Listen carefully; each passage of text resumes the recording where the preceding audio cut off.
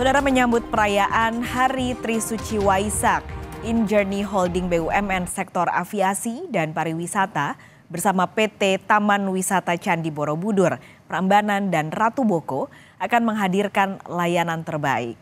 Rangkaian perayaan Trisuci Waisak 2568 BE akan dimulai dari tanggal 17 hingga 24 Mei 2024 di Candi Borobudur sebagai destinasi pariwisata spiritual umat Buddha dunia di Magelang, Jawa Tengah. Perayaan diikuti oleh ribuan umat Buddha dari berbagai belahan dunia. Perayaan Trisuci Waisak ini mengusung tema kesadaran keberagaman jalan hidup luhur, harmonis dan bahagia. Dengan tema perayaan Waisak ini, diharapkan dapat memperkokoh kehidupan berbangsa dan bernegara.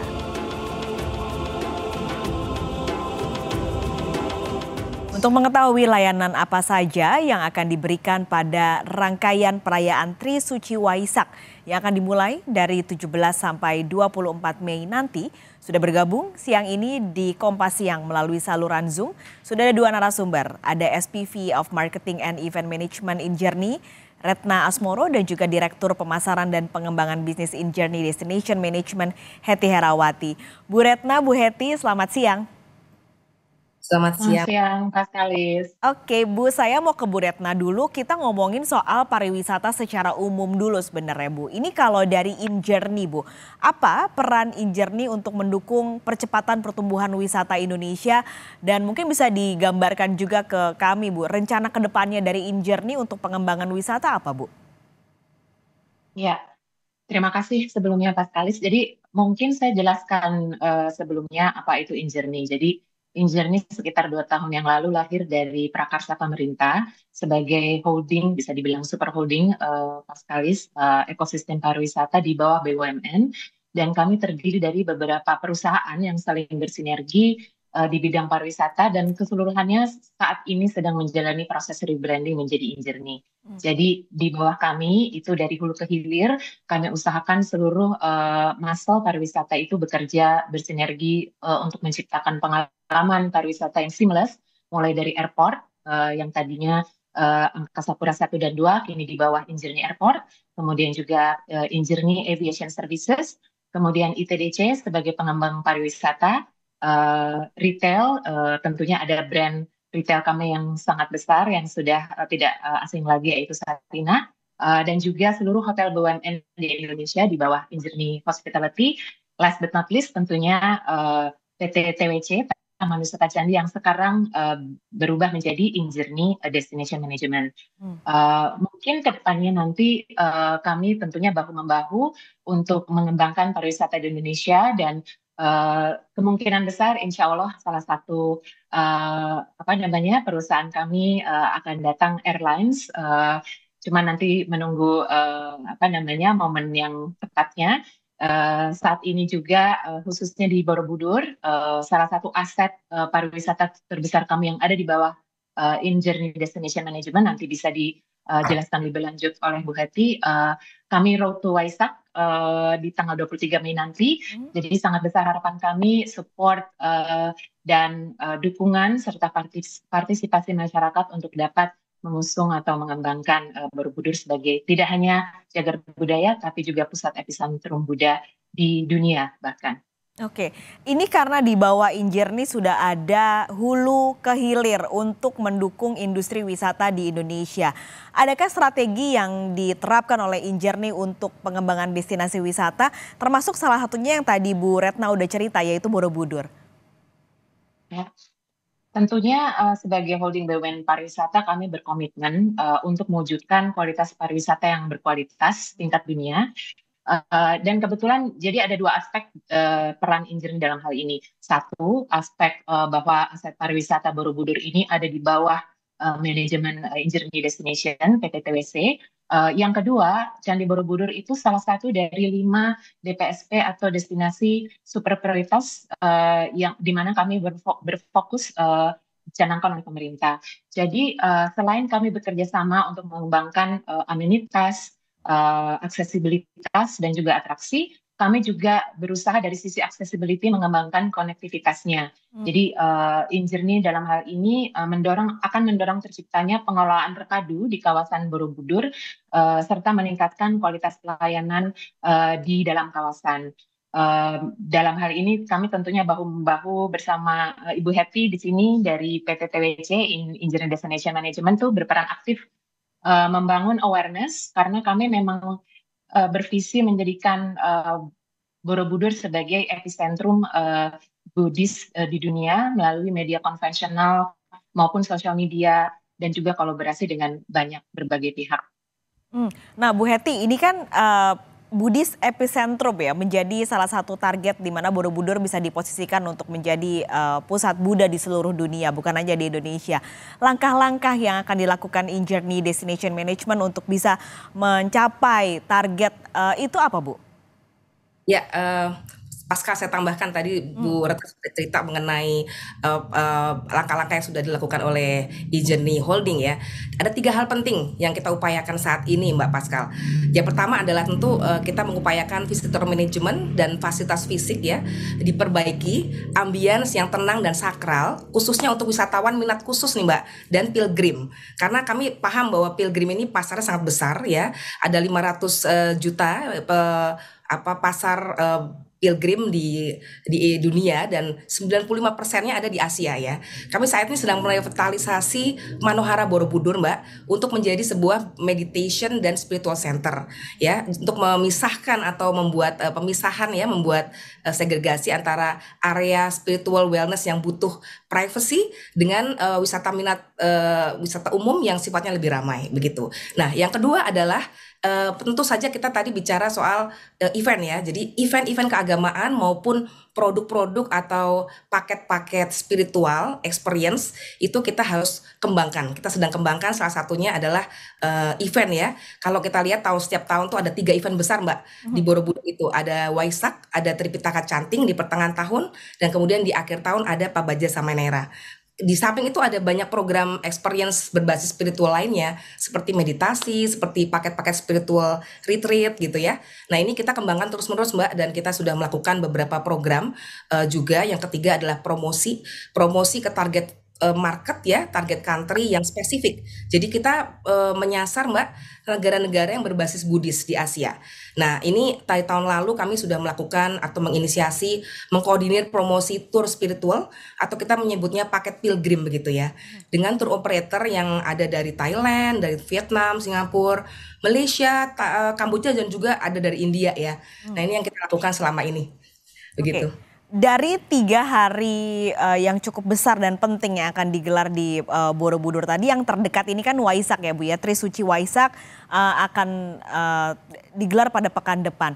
Pentingnya gelaran atau hari Trisuci Waisak di Borobudur nanti kan seperti apa Bu Hetty, lalu persiapannya sejauh ini bagaimana? Nah ya, Waisak ini betul sekali merupakan sebuah rangkaian, kita bilangnya bukan 3 hari Mbak. Ini mungkin saya boleh bilang ini adalah satu rangkaian event yang paling penting di Borobudur ya. Jadi tahun ini Waisak tuh dimulai tanggal 17 Mei sampai tanggal 24. Tapi sebetulnya detik-detik Waisaknya sendiri terjadi di tanggal 23 Mei. Akan tetapi tanggal 24 masih ada aktivitas dan itu disambung dengan long weekend ya.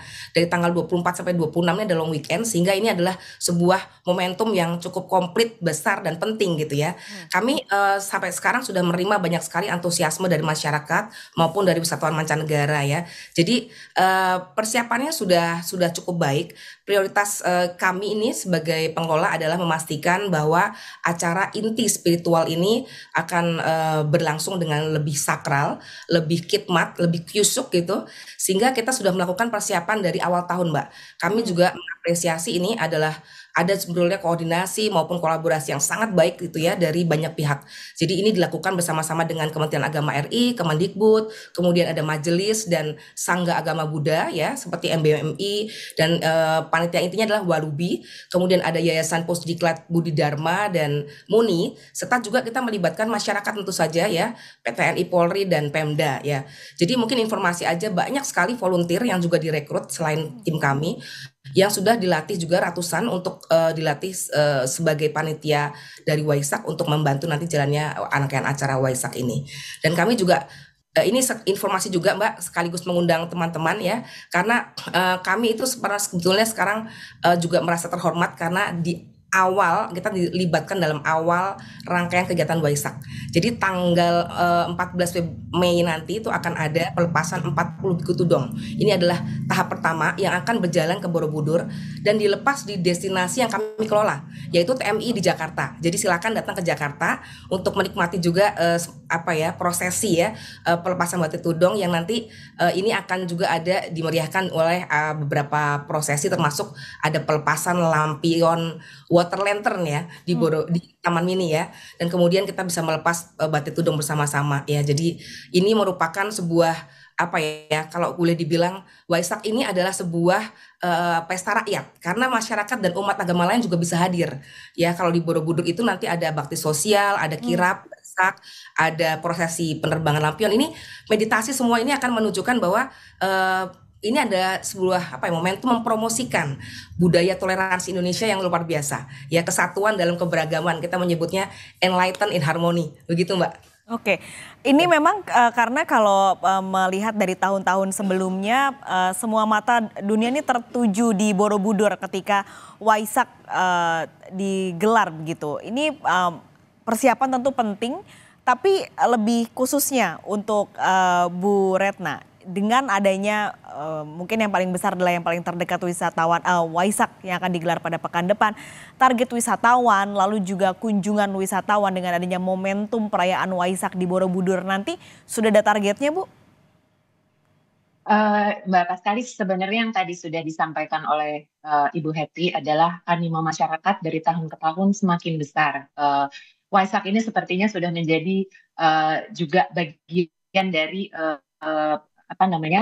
perayaan semua masyarakat di Indonesia, dan kami sangat bersyukur kita tinggal di negara yang sangat penuh dengan toleransi keagamaan dan budaya. Jadi kami memperkirakan Waisak ini akan naik gitu ya.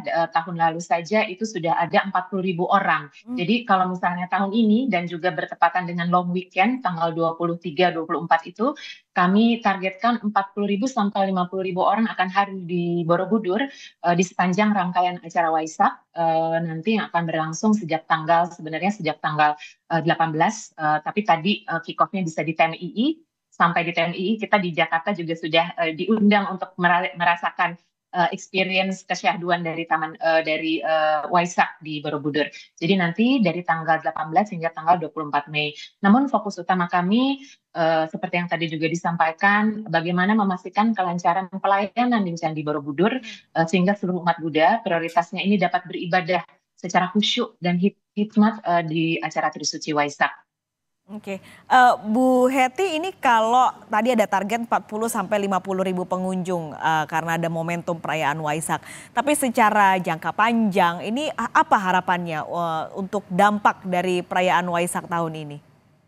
Ya, kami berharap tentu ya seperti tahun-tahun sebelumnya, Waisak ini kan menarik banyak wisatawan ya, baik wisatawan pilgrim, minat khusus. Tapi selain itu juga sebetulnya dia juga membawa berkah dan dampak ekonomi yang luar biasa ke masyarakat sekitar ya. Okupansi hotel, homestay, transport itu akan meningkat. Tahun lalu itu betul-betul full, sampai ada kalanya rumah penduduk saja diubah menjadi sebuah tempat penginapan. Dan juga tahun lalu tuh ada lebih dari 7.000 orang mendapat manfaat dari bakti sosial dan pengobatan gratis yang dilakukan sebagai bagian dari kegiatan Waisak. Nah, tahun ini kita harapkan meningkat, Mbak. Mungkin kita mengharapkan targetnya adalah 8.000 orang. Ini dari Panitia Walubi mengkonfirm bahwa ada 8.000 orang yang akan ditargetkan mendapat manfaat dari bakti sosial dan pengobatan gratis yang dilakukan di Borobudur. Kami juga berharap pada akhirnya adalah bahwa energi Waisak ya yang luar biasa ini, yang baik, yang positif ini juga akan memperkuat semangat toleransi dan kebersamaan ya bagi seluruh umat, tidak hanya Buddhis tapi juga umat non Buddhis bersama-sama merayakan berdoa bersama bagi keselamatan, kesejahteraan dan juga perdamaian di bumi Indonesia. Oke. Gitu. Semoga lancar acaranya, Bu Retna dan juga Bu Hetty. Terima kasih sudah berbagi siang ini di Kompas Siang. Sampai ketemu lagi Bu, sehat selalu. Terima kasih. Terima kasih.